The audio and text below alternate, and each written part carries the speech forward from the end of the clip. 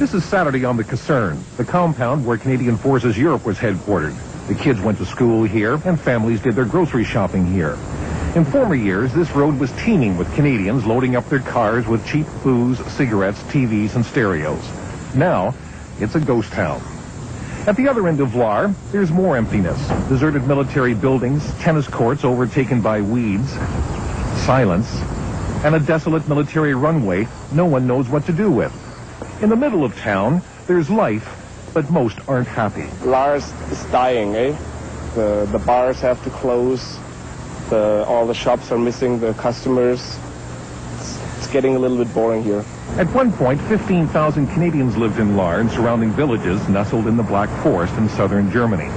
That translates into more than $400 million gone from the local economy. Money is tight everywhere.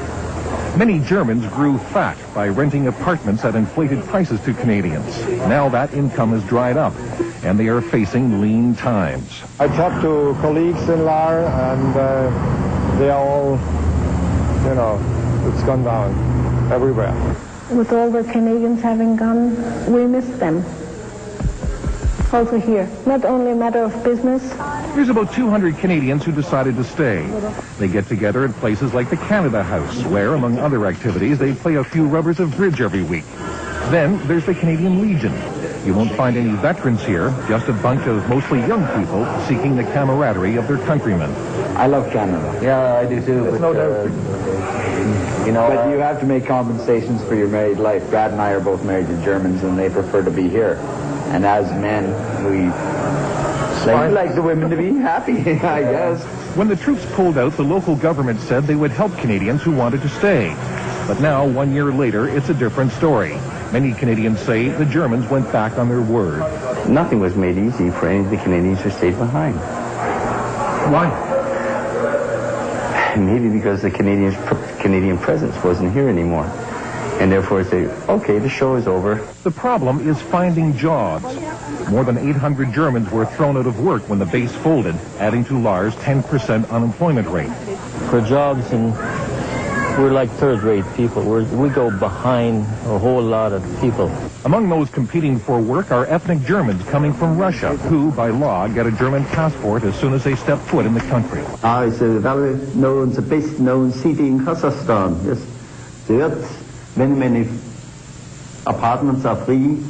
Let us go to Lahr. About half of the 2,000-plus apartments vacated by Canadians are occupied by the Russians. The provincial and local governments pay the bill. Officials say there's about 4,500 Russians with German heritage who moved to Lahr, but unofficially the figure is much higher. And this is putting a strain on the school system, social services, and people's patience. We have more than 1,300 pupils in Lahr schools.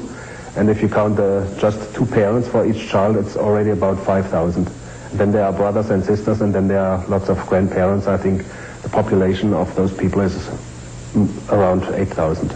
Lahr is being hit with one crisis after another. Citizens are paying for German reunification. The town is taking in asylum seekers, and more Russian families are expected to move in. So the townspeople are pining for the good old days, when the Canadian flag was part of the fabric of this community. Neil Lundy, Global News, Lahr.